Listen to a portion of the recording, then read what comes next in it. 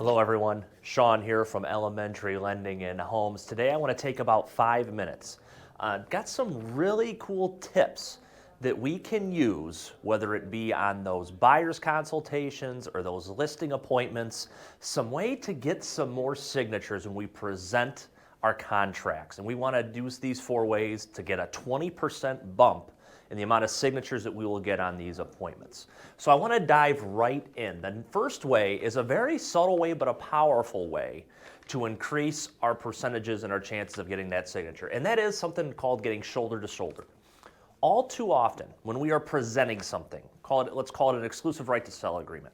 If I'm presenting that to a potential client, I'm like this and I'm in front of them. And maybe I'm at their kitchen table or the dining room.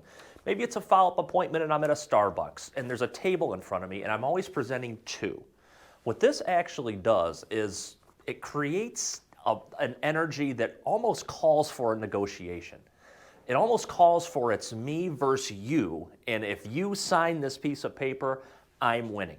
We want to take that energy completely out. So one thing that we can do very simply is anytime we are going over a contract or anytime we're going over something we are going to need our client to sign it, we want to get shoulder to shoulder. That way, as we're going through the contract, we're collaborating. I'm going through this with you, not against you. So first little tip is a subtle way is we want to get shoulder to shoulder with our clients when we are going through a contract or an agreement or anything that we are going to need a signature from. Number 2, objection timing. This is a very powerful one. All too often, what we do is, especially the more appointments that we go on, the more we offer someone to buy or we need a signature, we know when the objections are going to be coming. There's certain points where we know we're going to hear an objection. So what do? We're programmed to wait. So if I come and I say, okay, Mr. and Mrs. Seller, I just need you to sign right here, I can get working for you. And we wait. And while we're waiting, what we're actually doing is giving that potential client an opportunity to formulate an objection. It's almost like, oh, this is too easy. I need to push back on something. I need to negotiate here. I need to think of something. What happens if we take that air out of the conversation? We take the timing away from it to where it can be as simple as, okay, Mr. and Mrs. Seller, I need your signature right here and I can get working for you. And I apologize, I forgot. Did you say that mornings or afternoons would be better to have our professional photography team come in?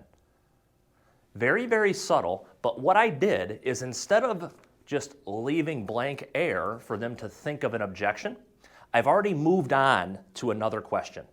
I've put them to that next place to where it's no longer thinking about the signature. It's, oh, my potential agent just asked me about professional photography. So with objections, think about what happens if we do not allow the time in the conversation to think and formulate those objections.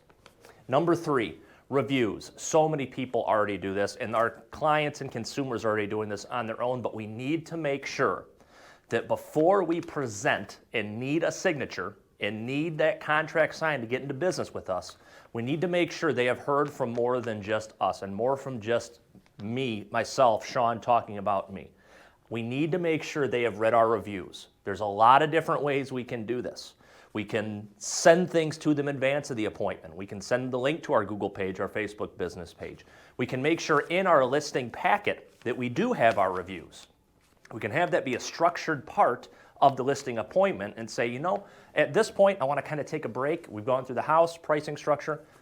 If you could please do me this favor, Mr. and Mrs. Seller, I have 20 different reviews here that my past clients have written.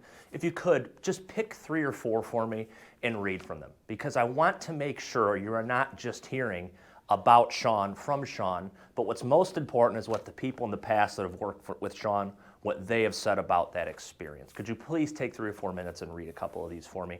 I'd greatly appreciate it. Thank you. This is even more powerful if we know that the potential client is interviewing more than one agent, because they're going to hear the agent and they're going to hear the salespeople talk about themselves. We need to make sure that we have other people telling our story for us.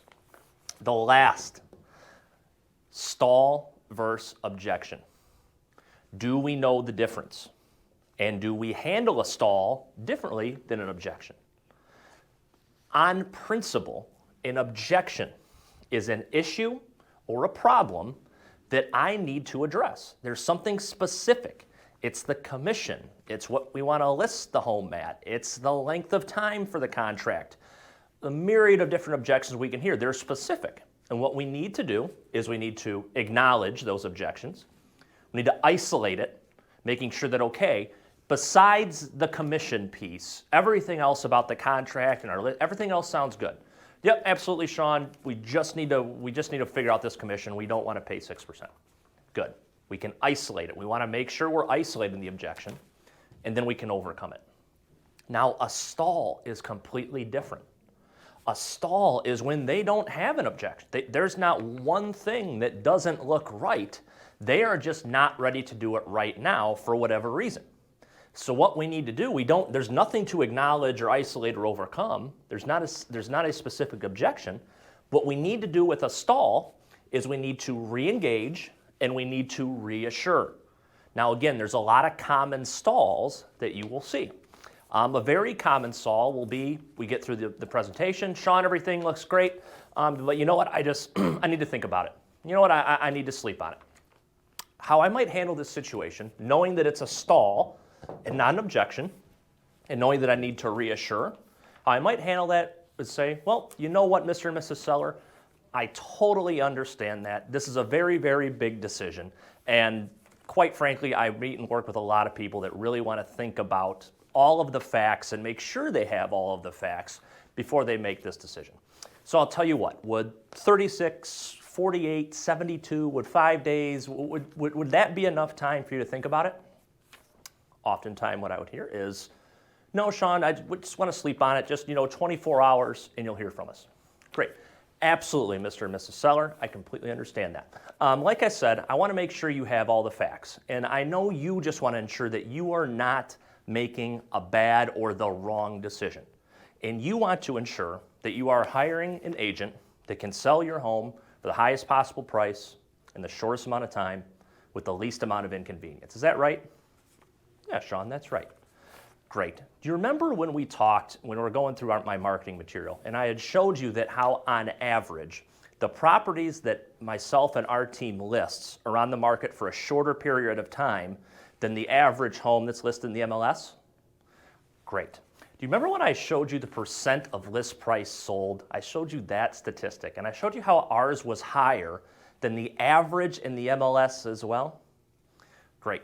Do you remember during our appointment, I specifically asked you to read a handful of reviews of our past clients and how they've thought about us? Remember some of the things that they talked about? They said that the transaction was stress-free, it was seamless, they felt in comfort and in control the whole time. Great. I got to tell you, Mr. and Mrs. Seller, that in 24, 36, 48, 72 hours, one thing that will not change are those facts and those statistics. So this is a great fit. I can feel it. If you could, please just sign right here for me so I can get working for you right now. Again, did not have to overcome a specific objection, but I did need to reassure them of what I already covered. I already showed them how we can get them that highest price based on the numbers. I already showed them how it's going to be in a shorter period of time on average than what's going on in the MLS.